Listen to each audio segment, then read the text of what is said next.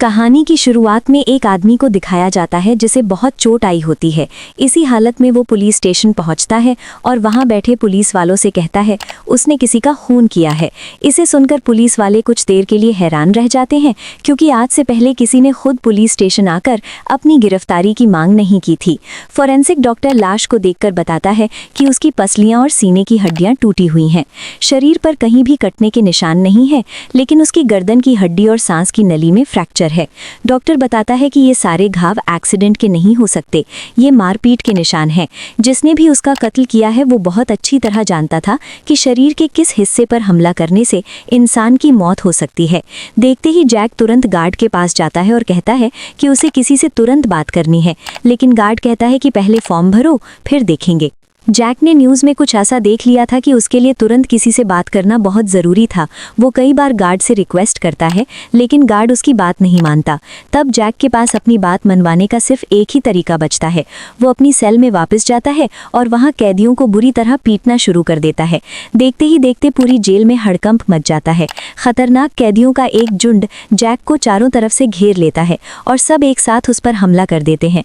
लेकिन अकेला होने के बावजूद जैक सबको बुरी तरह मारता है।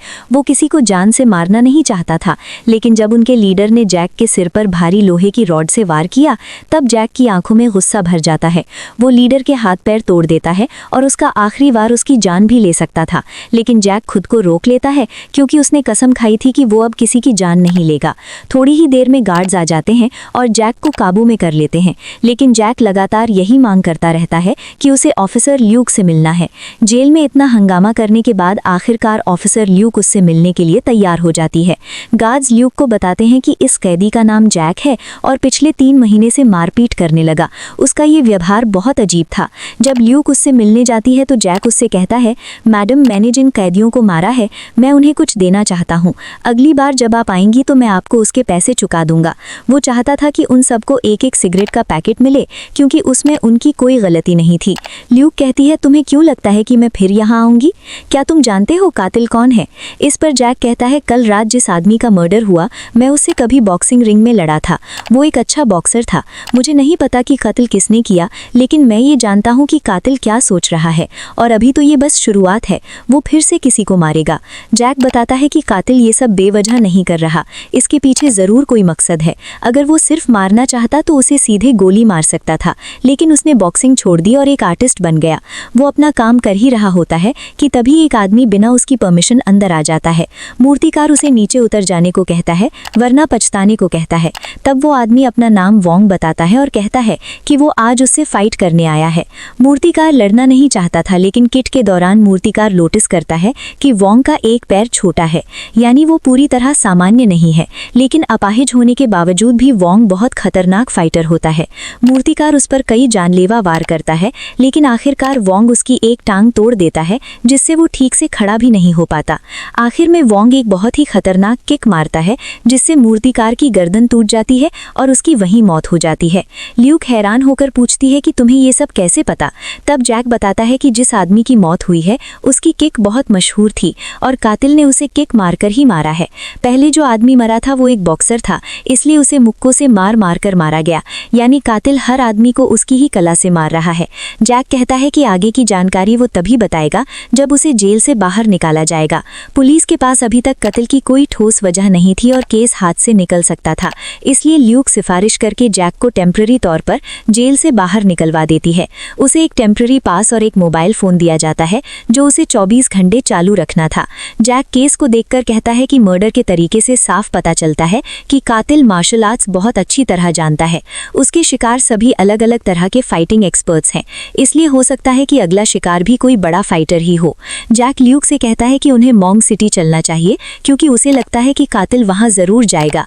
उधर हम सीरियल किलर को देखते हैं, जो दीवार पर अपने अगले शिकार का नाम लिखता है। इसके बाद वो एक और फाइटर के पास जाता है जो ग्रैपलिंग का एक्सपर्ट होता है, लेकिन वोंग उसे भी आसानी से मार देता है। जब तक जैक और ल्यूक वहां पहुंचते हैं तब तक बहुत देर हो चुकी होती है। लाश को देखकर जैक अंदाजा लगा लेता है कि उसे कैसे मारा गया होगा।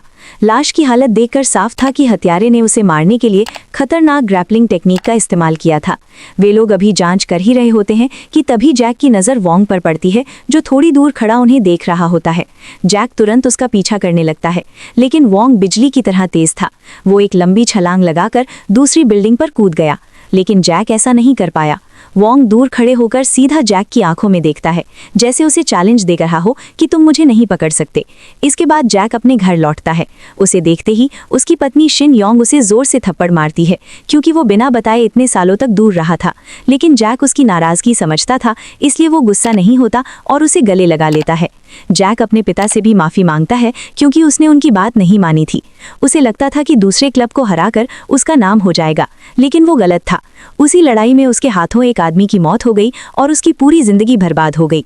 जैक को परेशान देखकर शिन उसके हाथ में एक धागा बांधती है। वो कहती है कि जब भी तुम्हें गुस्सा आए, इसे देखना, इससे तुम्हें खुद पर काबू रखने में मदद मिलेगी। एक दिन जैक घर के काम में शिन की मदद कर रहा होता है। तभी उसे एक बॉक्स में वही स्टैंप मिलता है जो किलर हर मर्डर के बाद लाश के पास छोड़ जाता था। ये देखकर जैक चौंक जाता है। वो शिन से पूछता है कि ये तुम्हें कहाँ से मिला। शिंट बताती है कि करीब 3 महीने पहले एक आदमी यहाँ आया था और उसने ये स्टैंप तुम्हें देने के लिए कहा था। ये सुनते ही जैक समझ जाता है कि खतरा अब उसके ऊपर भी मंडरा रहा है और किलर उसे भी मारना चाहता है। अगले दिन जैक और ल्यूक एक ऐसे आदमी के पास जाते हैं जिसे इस स्टैंप के बारे में जानकारी होती है।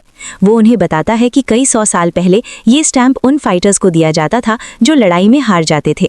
वो केस के बारे में बात कर ही रहे थे कि तभी वहाँ बैठा एक बूढ़ा आदमी उनकी बातें सुन लेता है। वो कहता है कि वो उस आदमी को जानता है। करीब 6 साल पहले उसने मुझे भी लड़ाई की चुनौती दी थी और मुझे हराने के बाद उसने मुझे बिल्कुल ऐसा ही स्टैंप दिया था। उस बूढ़े आदमी से जैक को पता चलता है कि वो आदमी यहीं पास में रहता था। इसके बाद पुलिस उसके एड्रेस पर सर्च ऑपरेशन शुरू कर देती है। वहां की मकान मालकिन बताती है कि वोंग अपनी बीमार पत्नी के साथ यहीं रहता था, लेकिन कुछ महीने पहले वो एडवांस किराया देकर यहां से चला गया। जब जैक उसके कमरे में पड़ी चीजों को देखता है तो वो समझ जाता है कि वो यहाँ बहुत ही खतरनाक ट्रेनिंग करता था। मकान मालकिन बताती है कि वो हर रोज अपने चेहरे पर कोई सफेद चीज रगड़ता था, जिससे कभी कभी उसके चेहरे से खून भी निकलने लगता था। जैक बताता है कि ये एक बहुत पुरानी ट्रेनिंग टेक्निक है जिसमें नमक का इस्तेमाल किया जाता है। चमड़ी को सख्त बनाने के लिए उस पर नमक रगड़ा जाता है ताकि शरीर ज्यादा मार सह सके। उन्हें दीवार पर कुछ नोट्स भी मिलते हैं जिनसे पता चलता है कि वो नंबर 1 फाइटर बनना चाहता था और इसी वजह से वो दुनिया के बेहतरीन कुंफू और मार्शल आर्ट्स मास्टर्स को मार रहा था। अब उन्हें कातिल के बारे में सब कुछ पता चल चुका था, बस उसे ढूंढना बाकी था। जैक कहता है कि अब उसे वापस जेल जाना होगा क्योंकि उसे रिहा करने की यही शर्त थी। लेकिन काफी सोचने के बाद ल्यूक उसकी पत्नी को भी अपने साथ ले जाने का फैसला करती है, क्योंकि यहाँ उसकी जान को खतरा हो सकता था। जैक कहता है कि कातिल का अगला शिकार एक ऐसा आदमी होगा जो हथियार चलाने में माहिर है। इससे पहले कि वोंग उसके पास पहुंचे, जैक और ल्यूक पहले ही उसके पास पहुंच जाते हैं। वो आदमी तलवार चलाने में माहिर था और अब एक रेस्टोरेंट चलाता था। जैक को पता चलता है कि कई साल पहले उस तलवार मास्टर का एक्सीडेंट हुआ था, जिसके बाद डॉक्टरों ने उसके हाथ में मेटल रॉड फिट कर दी थी। ये सुनते ही जैक समझ जाता है कि वो गलत आदमी के पास आए हैं, क्योंकि वोंग कभी किसी कमजोर या अधूरे फाइटर से नहीं लड़ेगा। तभी जैक को याद आता है कि उस मास्टर का एक स्टूडेंट हांगकांग में एक मशहूर एक्शन स्टार है जिसे तलवारबाजी उसी ने सिखाई थी। इसके बाद हम हांगकांग में एक फिल्म सेट देखते हैं जहां एक एक्शन फिल्म की शूटिंग चल रही होती है। एक्शन स्टार लुई फैन अपना स्टंट करने वाला होता है और कहता है कि ये कोई फिल्मी फाइट नहीं है, सब लोग यहाँ से चले जाओ। ये देखकर फिल्म का पूरा क्रू वहां से भाग जाता है। इसके बाद वोंग लुई फैन को फाइट के लिए चैलेंज करता है। लुई भी अपनी तलवार उठा लेता है और दोनों के बीच जबरदस्त तलवारबाजी शुरू हो जाती है। लुई तलवार चलाने में माहिर था, लेकिन वोंग की खतरनाक ट्रेनिंग और ताकत के सामने वो ज्यादा देर टिक नहीं पाता। वोंग उसकी पीठ में तलवार घुसा देता है, लेकिन इसके बावजूद भी वो हार नहीं मानता। कुछ देर बाद दोनों के हाथ से तलवार छूट जाती है, जिसके बाद वोंग एक धारदार ब्लेड निकालता है और उस पर हमला कर देता है। वो लुई को कई बार चाकू मारता है और आखिर में उसके गले की नस काटकर उसे मार डालता है। ये खबर सुनकर जैक कहता है कि वोंग पर नंबर 1 बनने का जुनून सवार है। वो हर उस इंसान को मार रहा है जो उससे बेहतर फाइटर है। अगर उसे रोका नहीं गया तो वो हर बड़े फाइटर को मार डालेगा। इसी बीच पुलिस कमिश्नर ल्यूक को फोन करके बताता है कि पिछले 3 मर्डर पहले ही अखबारों में सुर्खियां बन चुके थे, लेकिन कल रात हुआ कत्ल थोड़ा अलग था। वो आदमी फिल्म इंडस्ट्री से जुड़ा हुआ था, इसलिए मीडिया इस केस को लेकर पुलिस पर जबरदस्त दबाव बना रहा था। पुलिस कमिश्नर इस केस को जल्द से जल्द बंद करना चाहता था, लेकिन ल्यूक कातिल को पकड़ने के लिए उससे 72 घंटों का समय मांगती है। उधर मीडिया ने उस कातिल को कुंफू किलर का नाम दे दिया था।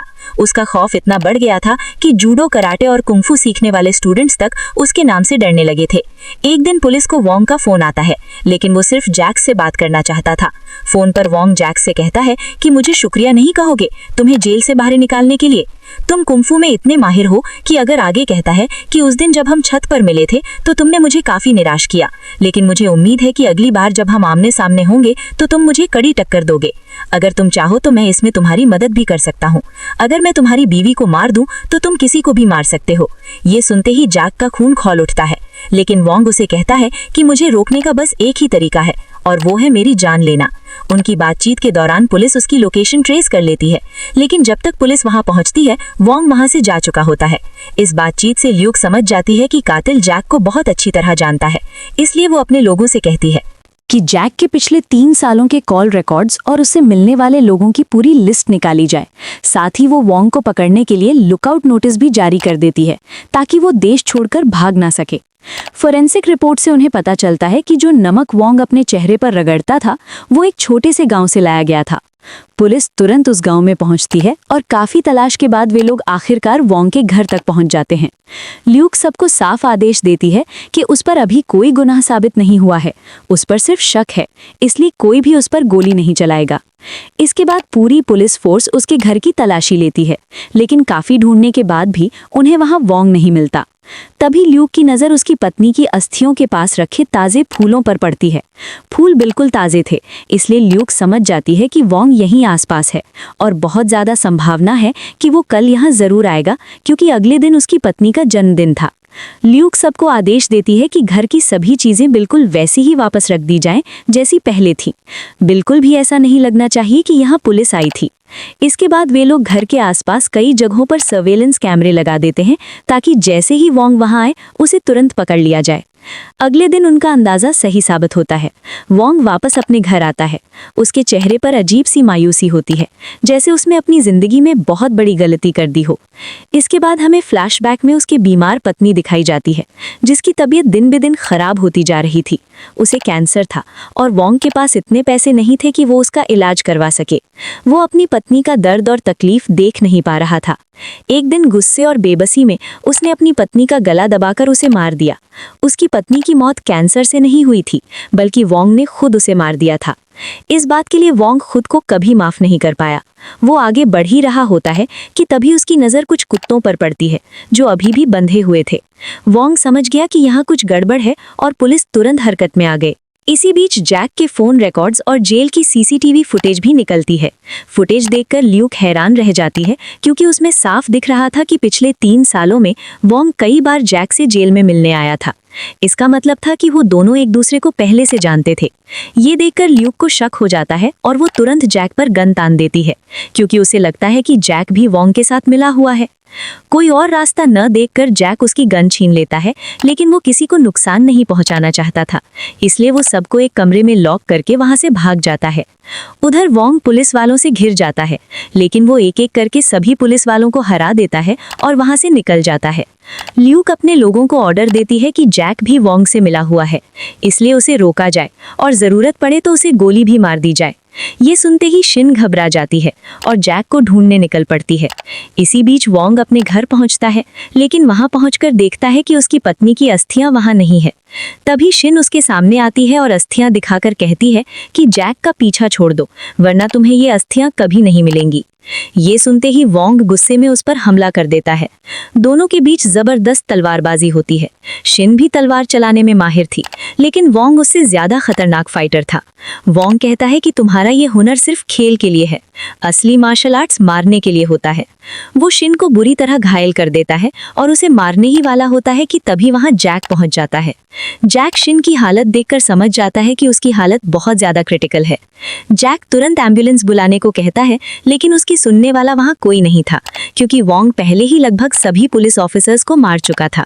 तभी जैक की नज़र वोंग पर पड़ती है जो उसके सामने से गुजर रहा होता है। शिन उसे लड़ने से मना करती है लेकिन जैक उसकी बात नहीं मानता। अस्थियों का कलश गिरकर टूट जाता है और अस्थियां जमीन पर बिखर जाती हैं। ये देखकर वोंग गुस्से से पागल हो जाता है। वो जैक पर पागलों की तरह हमला करने लगता है। लड़ते लड़ते दोनों पानी में गिर जाते हैं। पुलिस उन्हें ढूंढने की कोशिश करती है लेकिन तभी वोंग एक पुलिस वाले को मारकर उसकी बोट छीन लेता है। ल्यूक उसकी बोट का पीछा करती है लेकिन वोंग बोट चलाने वाले पुलिस वाले को भी मार देता है। दूर जाने के बाद पुलिस उसे घेर लेती है लेकिन वोंग अपनी जान की परवाह किए बिना पूरी स्पीड से अपनी बोट पुलिस की बोट से भिड़ा देता है। जब तक पुलिस वाले पानी से बाहर निकलते हैं वोंग वहां से निकल जाता है। इसके बाद हम जैक को देखते हैं जो अपने किए पर बहुत पछता रहा था।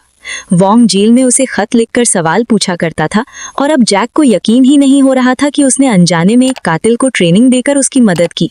उसे लगने लगा था कि कहीं ना कहीं वोंग सही तो नहीं, क्योंकि मार्शल आर्ट्स का इस्तेमाल जान लेने के लिए भी किया जा सकता है।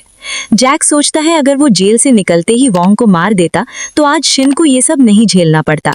वहीं दूसरी तरफ हम ल्यूक को देखते हैं जो केस से हटाए जाने के बाद भी चुपचाप इस केस पर काम कर रही थी। तभी उसे एक सीक्रेट दरवाजे के पीछे कुछ लोगों के नाम लिखे हुए मिलते हैं। उन नामों में से ज्यादातर लोगों को वोंग पहले ही मार चुका था लेकिन उनमें एक नाम अभी भी बाकी था। ल्यूक तुरंत उस आदमी के बारे में जानकारी निकालती है और उसे बचाने के लिए उसके पास जाने लगती है। वहीं दूसरी तरफ हम वोंग को देखते हैं जो उससे पहले ही वहां पहुंच चुका था। उसका अगला शिकार कुंफू छोड़कर अब एक साधारण ट्रक ड्राइवर की नौकरी कर रहा था। वोंग उसके ट्रक का पीछा करता है और उसके सामने जाकर खड़ा हो जाता है लेकिन उसके आगे जो होता है उसकी उसे बिल्कुल भी उम्मीद नहीं थी। ट्रक से जैक बाहर निकलता है। दरअसल जैक पहले ही उस आदमी को खतरे के बारे में बता चुका था और उसे बचाने के लिए वहीं इंतजार कर रहा था। वोंग जैक को देखकर कहता है कि मुझे देखकर तुम भागे नहीं, इसका मतलब तुम लड़ने के लिए तैयार हो। मैं तुम्हारा यही रूप देखना चाहता था।